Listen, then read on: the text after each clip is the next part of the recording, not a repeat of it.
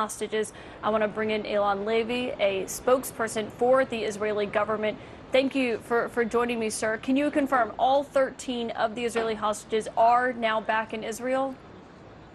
The first batch of hostages, thank God, have been released from Hamas's hell dungeons, are in the hands of Israeli special forces.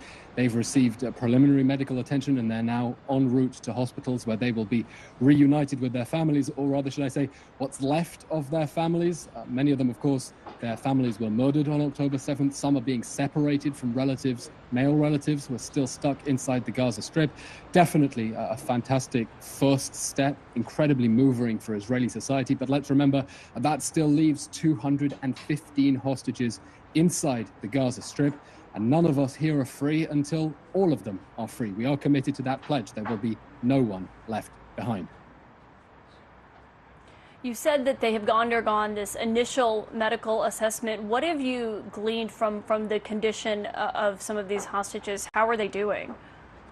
We're not speaking publicly about their medical situation. This is a sensitive and ongoing situation. But let's remember, these people, these women and these children were brutally abducted on October 7th by the terrorists who burned, beheaded, mutilated, tortured, and raped these people's relatives and neighbors in those kibbutzim in southern Israel.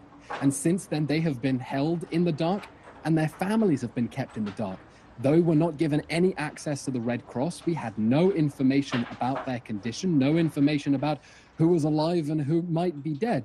So it's important that they get that medical attention. We will, of course, be looking for signs of how they may have been abused by Hamas while they were in captivity, and hope to begin a process of rehabilitation. You know, these are little children. We don't know. Have they seen sunlight in the last 50 days? Were they fed properly? Have they come out malnourished? I don't want to speculate about how awfully they may have been treated, but we're all very anxious to make sure that they are safe and begin a long process of physical and psychological rehabilitation. Let's remember, while many of them have lost family who were murdered on October 7th, and may still have family in the Gaza Strip as hostages of Hamas. Were they able to call their families yet? I know that was going to be something that Israel was trying to have happen early on, as soon as they were with these Israeli special forces. Do you know if that's happened yet? I understand the initial plan was that they would be given mobile phones and allowed to contact their families, but they're being transported now to central Israel by soldiers who have been given special sensitivity training to make sure that they can deal with these children who are completely traumatized. You know, our soldiers have been told not just to pick up the children, to ask them, is it okay if I touch you? Is it okay if I hold you? Is it okay if I carry you? Because they have been into the bowels of hell and back in the last 50 days. And hopefully we'll be able to get them the care they need and give them the first hugs of whole and safe family inside Israel. And then we can work to get everyone else out and make sure there is no one left behind. We'll bring back everyone, the men, the women, the elderly, the young, the soldiers, and the civilians. We've been watching these videos and we've seen what we believe are these hostages. We saw a young girl. We saw two elderly women. Do you have an idea of the age range of these hostages that are the first to be released today? We've seen that the victims' families have put out a list. We haven't officially confirmed that, but on that list is a little girl as young as 2, who the victims' families are saying were released together with her 4-year-old sister and mother, and elderly people, women in their mid-80s who are suffering with very serious medical conditions and abducted into the Gaza Strip without their medication. The hostages Hamas has been holding are some of the most vulnerable people in Israeli society who have been held in the most inhumane conditions for nearly 50 days now.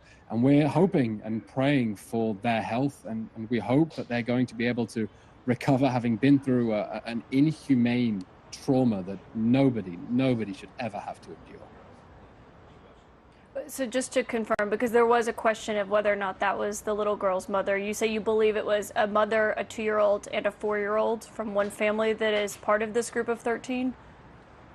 The state of Israel has not yet published a definitive list of the hostages who have been released, but I've seen that the hostages' families have already begun to speak and identify them, and let's just wait a little bit longer until we can get official confirmation on that.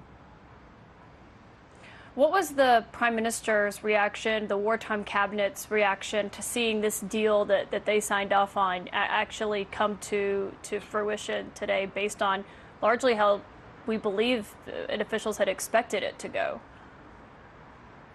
Look, the deal was not easy. It's never easy to release prisoners from jails who have been convicted of violent offenses.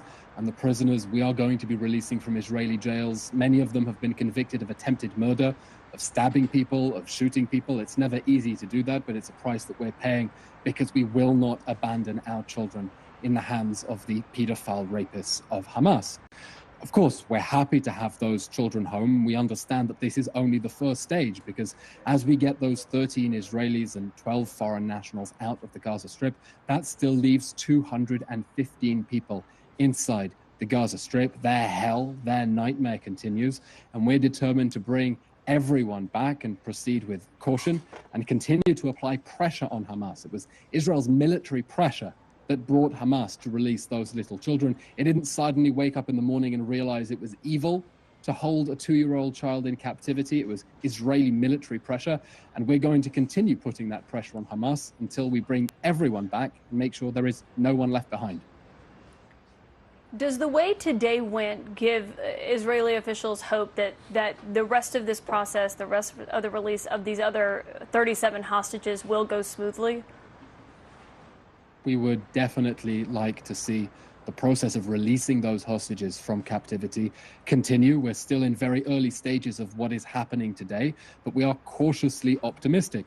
The plan at the moment is to get the first 50 hostages out over the space of 4 days, women and children, in exchange for a 4-day hostage release pause. At that point, the offer is that for every 10 additional hostages Hamas releases, we will offer another 1-day pause in the fighting. Eventually, we will return. This war has to end with the end of Hamas. We will not leave in power the terror organization, the sick monsters that abducted these children in the first place. But we are hopeful that we can get as many hostages out as possible. And we've put in place the list of Palestinian prisoners to be released as part of that deal to get as many as 100 out in the next few days. Eylon Levy, a spokesperson for the Israeli government, thank you for joining us so quickly with this breaking news. Let's all pray for good news. Thank you. And John, if